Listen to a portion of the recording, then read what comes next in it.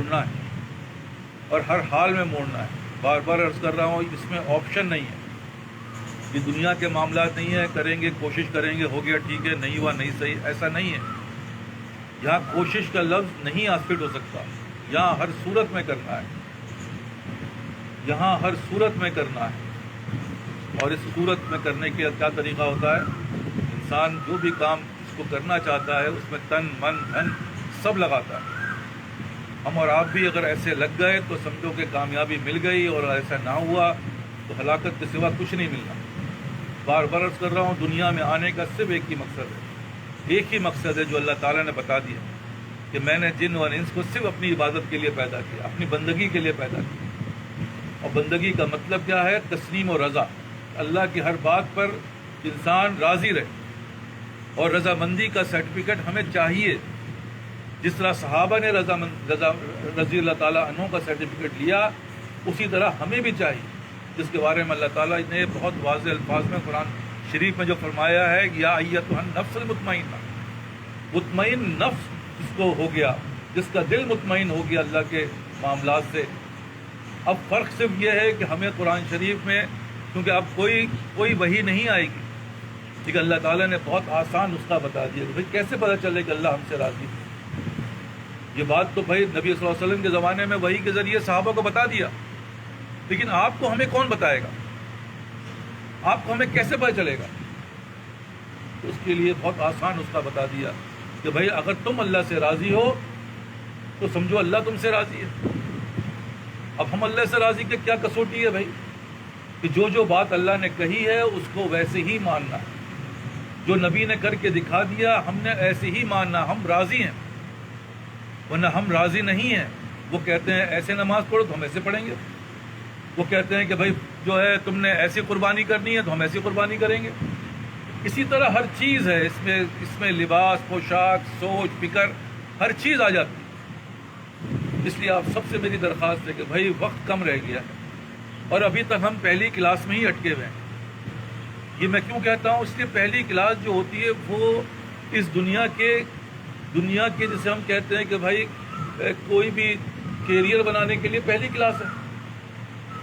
اب تو نرسری اور KG2 اور بڑھ گیا, چلے وہ تو پری نرسری کہلاتی ہے, جو بھی نام دیا اس کا, جو بھی کہا گیا. لیکن اصل کیا ہے؟ اصل پہلی کلاس. پہلی کلاس میں جو چیز ہوتی ہے وہی بڑھتے بڑھتے کہاں تک پہنچتی ہے, جتنے بھی آگے بڑھتے چلے جاؤ. اسی طرح پہلی کیا, جب انسان ایمان لاتا ہے, کلمہ پڑھ لیتا ہے, اللہ کی بات پہ کو مان لیتا ہے, تو سب سے پہلے اس پہ کیا نماز فرض ہو جاتی ہے. تو نماز جو ہے وہ سب سے پہلے فرض ہوتی ہے. ابھی تک ہم یہ دیکھ رہے ہیں نمازی ہماری اللہ معاف کرے جو فرض ہوئی ہے اسی میں فیل ہے. کبھی ہے کبھی نہیں ہے, کبھی اچھی ہے کبھی بری ہے.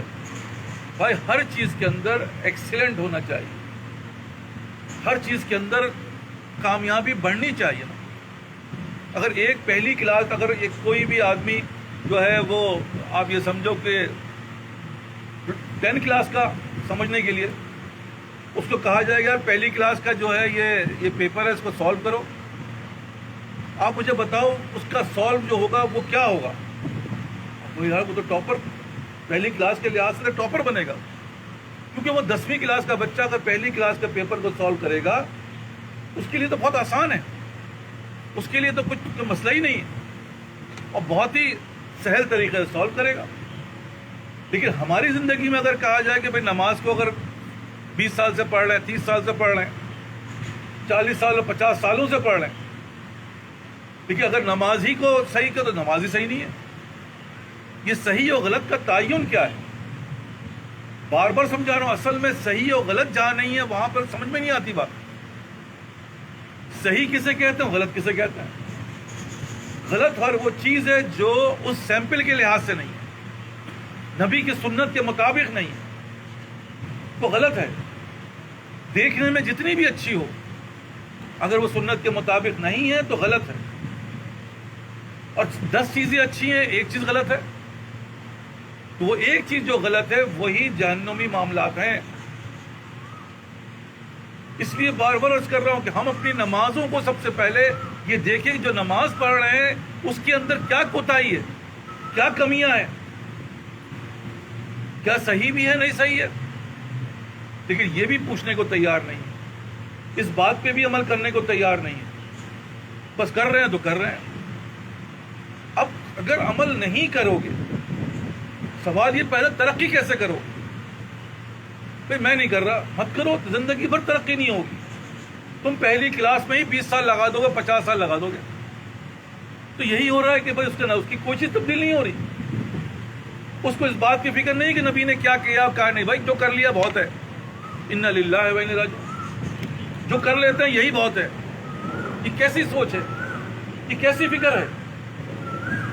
یہی تو ہلاکت والی فکر ہے جس کے بارے میں کہا کہ ایسا ہو ہی نہیں سکتا کہ انسان کے اندر جو ہے وہ جیسے جیسے اس کی قابلیت بڑھتی ہے ویسے ویسے اس کی سمجھ بڑھتی ہے، لیکن ہم اپنی زندگی میں دیکھیں گے تو کوئی سمجھ ہی پیدا نہیں ہو رہی۔ تو میرا سوال یہ ہے کہ بھائی خدا کے لیے اصل بیس تو نماز ہے، اور جیسے جیسے تمہاری نماز میں ایکسیلنسی بڑھتی جائے گی تمہاری ہر چیز بڑھ جائے گی، لیکن اس کے لیے کوئی تیار نہیں۔ جب لاکھ کہیں کہ بھائی اول صف میں آ جاؤ، وقت سے پہلے آ جاؤ، 5 منٹ پہلے آ جاؤ، یہ کیوں کہا جا رہا ہے؟ اس کے پیچھے کیا مقصد ہے؟ ایک ہی مقصد ہے کہ دیکھو عمل ہمارا جو ہے وہ کمزور ہے، ہم کمزور عمل والے ہیں، کیونکہ میں نے جیسے کہا کہ نہ نماز ہاتھ سے ہی بن رہا ہے، نہ دلوں، ابھی تو ہاتھ اور ظاہری کی بات کر رہا ہوں کہ پیر یوں ہونے کے بجائے پیر یوں جا رہا ہے۔ بھائی کیوں جا رہا ہے؟ اس کو جما کے رکھنا ہے۔ ہاتھ اٹھے گا تو یہ سیدھا ہتھیلی سامنے ہونی چاہیے، جو بات کہی جا رہی ہے اس کو سمجھنا ہے۔ اسی طرح 52 سنتیں ہیں، صرف یہیں آ کے ختم نہیں ہو جاتا۔ قیام کیسے کرنا ہے، رکوع کیسے کرنا ہے، پہلے ناک لگے گی یا پہلے ماتھا لگے گا، سجدہ کیسے کرنا ہے، پہلے ماتھا اٹھے گا یا پہلے ناک اٹھے گی، یہ ہے اس کی نزاکتیں، اور ہم اور آپ کو تو پتہ بھی نہیں ہے، نہ اس پہ کوئی انٹرسٹ ہے، نہ صرف پتہ بھی نہیں ہے، اب ہمیں انٹرسٹ بھی نہیں، یار چھوڑو، جو کر لے رہے ہیں یہی بہت ہے، الٹا ہی اللہ پہ احسان کر رہے ہیں، نعوذ باللہ۔ تو بھائی تم احسان نہیں کر رہے بلکہ تم اپنی زندگیوں کو برباد کر رہے ہو۔ تمہیں تو اس وقت کہاں سے کہاں ہونا چاہیے تھا، تمہاری سوچ و فکریں کہاں سے کہاں ہو جاتی، لیکن اب یہ بات ہی سمجھ میں نہیں آ رہی۔ لاکھ سمجھا رہے ہیں، لاکھ بتا رہے ہیں، دیکھو بھائی اس کو سمجھنا ضروری ہے، یہ بیس ہے، سب سے پہلے یہ فرض ہے، اس لیے عرض کر رہا ہوں۔ اس کے بعد تو ان صلاتی، نماز کے بعد پھر کیا ہے؟ ان صلاتی و نسکی، وہ قربانی، وہ قربانی کا مطلب صرف بکرا ذبح کرنا ہے، گائے ذبح کرنا نہیں ہے، بلکہ اپنے نفس کو قربان کرنا ہے، نیند کو قربان کرنا ہے، اپنی خواہشات کو قربان کرنا ہے، یہ ہے اصل قربانی۔ یہ تو اس کا ایک سیمپل ہے، یہ تو مشابہت ہے۔ اب مشابہتی کو لے لو، ہم بار بار کہہ رہے ہیں کہ بھائی مشابہت اختیار کرو، تیرے محبوب کی یا رب شباہت لے کر آیا ہوں، حقیقت اس کو تو کر دے، میں صورت لے کے آیا ہوں۔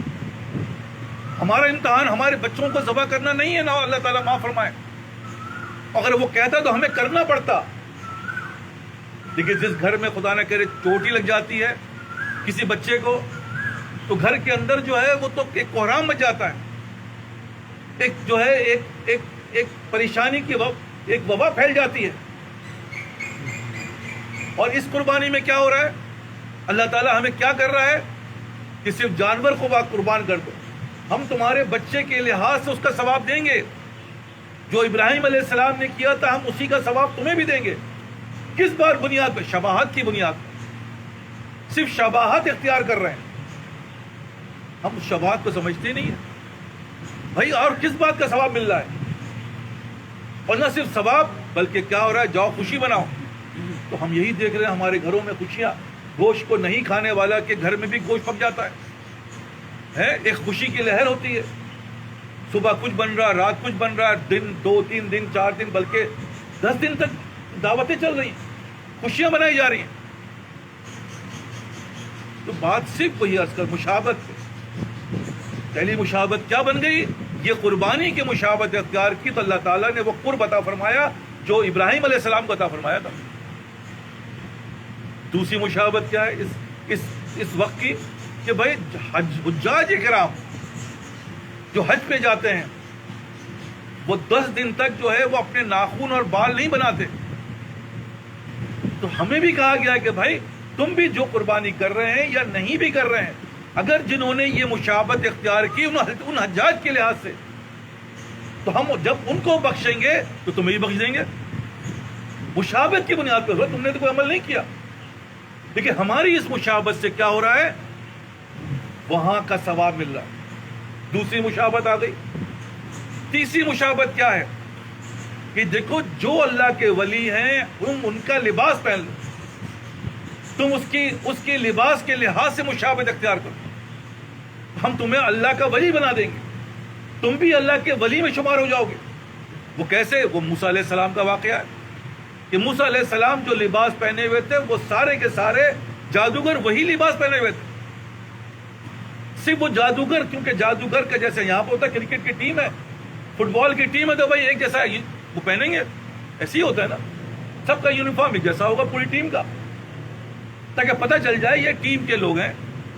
اسی طرح جب جو جادوگر تھے انہوں نے جو لباس پہنا تھا وہی لباس جو ہے موسیٰ علیہ السلام نے پہنا، یا جو لباس موسیٰ علیہ السلام نے پہنا تھا وہی لباس ان سب نے پہنا، کیونکہ سب اس جادو کے جو کھیل تھا اس میں شامل تھے. تو مشابہت ہو گئی حضرت موسیٰ علیہ السلام کی. تو اللہ تعالیٰ نے کیا کیا؟ اس مشابہت کی وجہ سے، تفسیر لکھنے والوں نے صاف صاف لکھا، اس مشابہت کی وجہ سے جتنے لوگ اور بھی لوگ دیکھنے والے تھے، بادشاہ تھا، فلاں تھے، سب تھے، لیکن صرف ایمان ملا تو ان جادوگروں کو ملا. کس بنیاد پہ؟ اس مشابہت کی بنیاد پر. تو یہ جو بات عرض کر رہا ہوں کہ تمہارے پاس ایسا عمل نہیں ہے، تو یہ طریقہ بتایا گیا کہ بھائی مشابہت اختیار کر لو. تم مشابہت اختیار کر لو تم بھی اللہ کے ولی میں شمار ہو جاؤ گے. تو یہ میں تھوڑی بتا رہا ہوں، یہ تو وہ طریقہ ہے جو چلا آ رہا ہے، ہم سب وہی کر رہے ہیں، مشابہت اختیار کر رہے ہیں اور وہ درجہ پا رہے ہیں جو کرنے والے کر رہے ہیں. تو اسی طرح عرض کر رہا ہوں، یہ جو طریقہ بتایا جا رہا ہے کہ بھائی تم نے مشابہت اختیار کرنی ہے. اسی طرح وہ نماز ہے، نماز میں مشابہت اختیار کرنی ہے نبی کی، کہ ہاتھ کہاں باندھتے تھے، ہاتھ کتنا اٹھتا تھا، ہاتھ جو ہے رکوع کیسے، یہ مشابہت ہے. یہ مشابہت جس دن تم کرو گے وہ نماز تمہاری جو ہے وہ اللہ تعالیٰ اس کو قابل قبول کر لیتا ہے. اور جب قابل قبول کر لیتا ہے اپنے فضل سے کیا کرتا ہے، اس کے درجات بلند ہوتے ہیں.